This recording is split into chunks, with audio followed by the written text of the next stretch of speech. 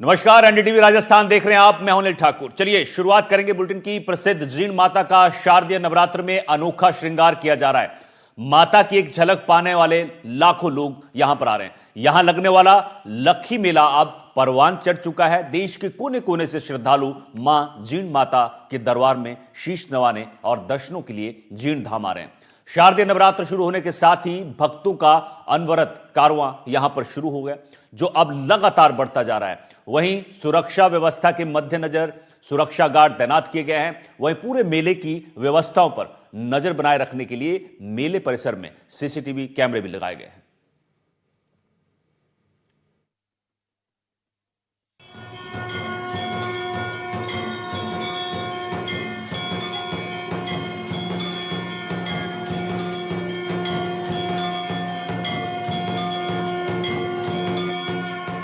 नवरात्रों में सीकर में भक्ति का अलग ही रंग चढ़ा रहता है।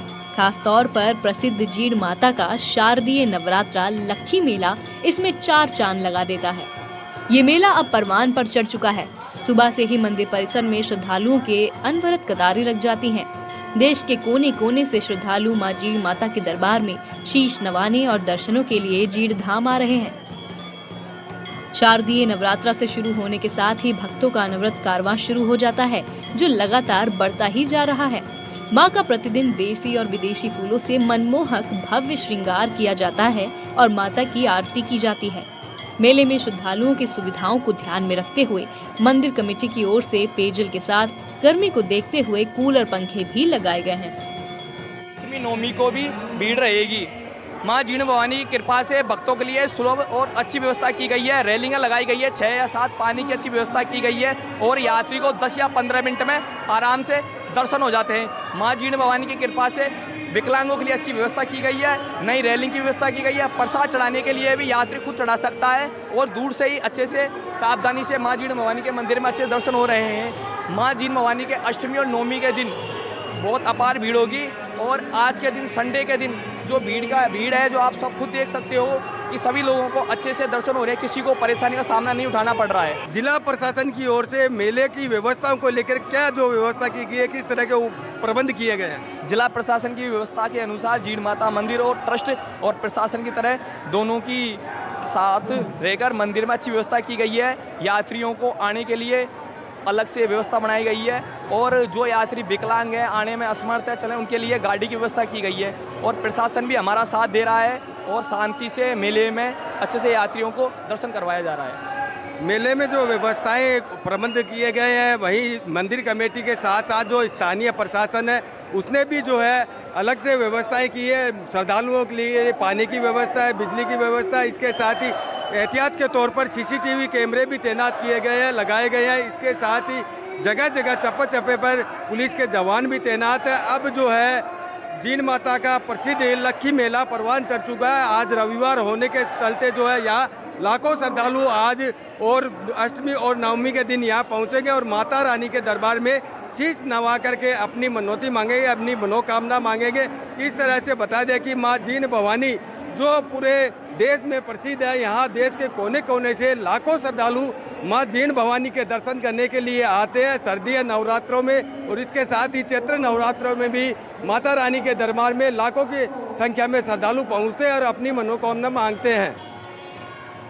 मान्यताओं के अनुसार जीण माता का जन्म राजस्थान के चूरू जिले के छोटे से गांव घांगू के चौहान वंश के राजघराने में हुआ था।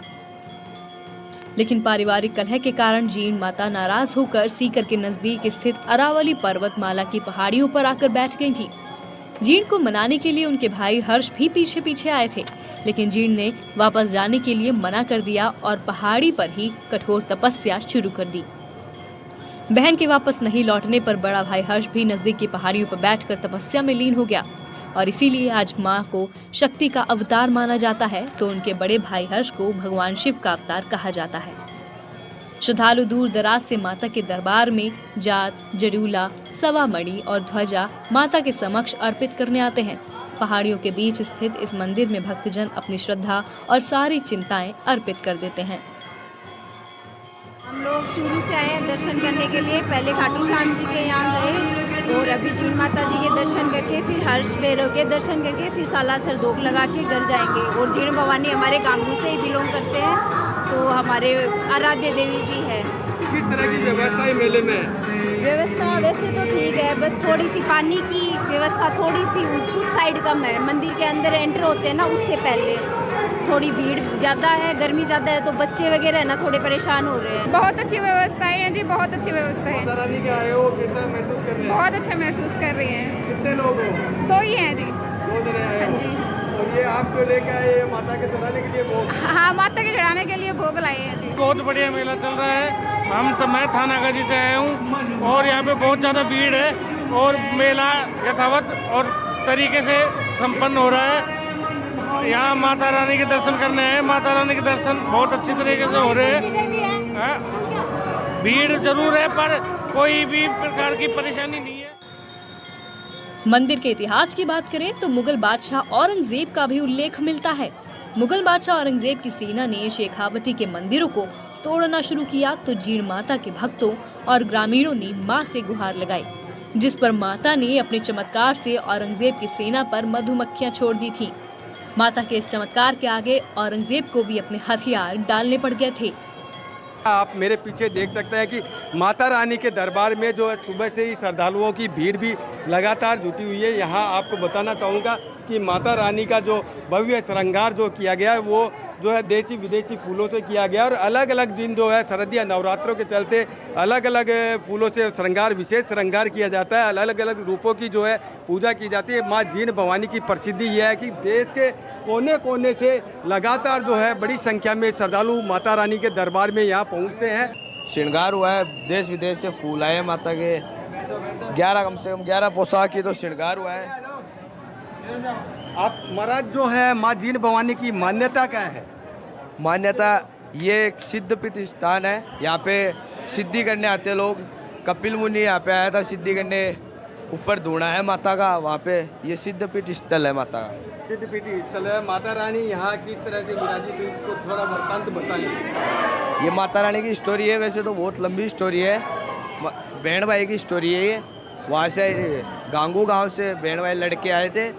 हर्षनाथ तो वहाँ पे पहाड़ी पे विराजमान है, माता रानी यहाँ पे विराजमान है। आपको बता दें कि माँ जीण भवानी है, उनका जो प्राचीन वृत्तांत है। माँ जीण भवानी जो है चूरू जिले के गांगू की रहने वाली थी और जो है परिवार में किसी बात को लेकर कहा सुनी के चलते माँ जीण भवानी यहाँ पहुँची थी। उसके पीछे पीछे उसके भाई जो है हर्ष भैरव वो भी यहाँ आया था उसको मनाने, जीण भवानी को मनाने के लिए। जब जीण भवानी नहीं मानी तो पास में ही नज़दीक जो हर्ष पर्वत है वहाँ पर हर्ष भैरव विराजित हुए। उन्होंने भगवान शंकर की आराधना शुरू की तो वहीं जो है माँ जीण भवानी जयंती के रूप में यहाँ पे जो है भगवान की आराधना में जुटी और उसके बाद से ही ये प्राचीन स्थल जो है लगातार दिनों दिन बढ़ता गया। लोगों की आस्था बढ़ती गई और जयंती के रूप में माँ जीण भवानी की यहाँ पूजा अर्चना की जाती है।